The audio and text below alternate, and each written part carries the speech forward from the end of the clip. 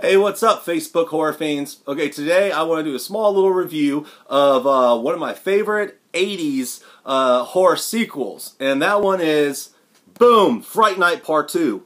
Okay, I'm sure a lot of people out there who like the old school horror like I do will agree that this movie right here is a fun creature feature flick. There's no denying that. It's a fun, great sequel.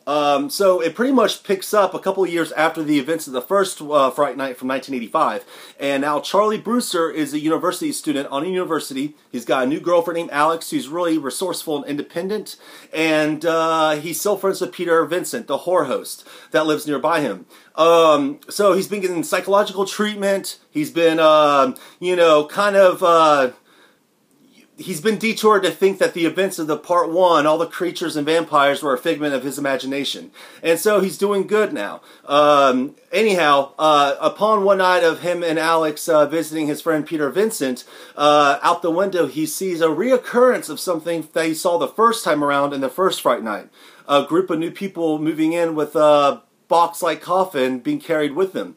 So it starts churning his paranoia again. You know, the boy who cried wolf kind of thing starts re-churning again. And but this time it is a female, Regine.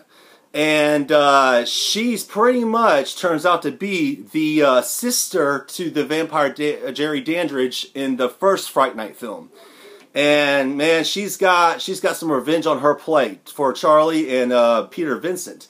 And this movie is fun. I mean, you get vampires. Okay, and dare I say, you get like this tranny vampire on roller skates that's pretty fucking badass. I just have to say that. It's a cool-ass vampire. You get kind of like a overprotector character who eats bugs. And you get a werewolf. And so this movie, you know, is definitely going for the creature feature type route. It's got some badass kills and definitely some good, badass, old school makeup effects and creature effects.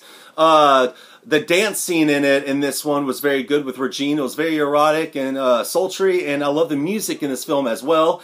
The acting is pretty top-notch, I think, for this type of film.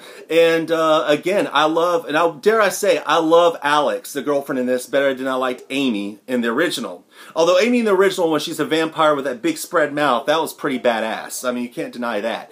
But no, if you've never seen this Fright Night Part 2, and I know this is hard to track down now from what I've heard on Amazon.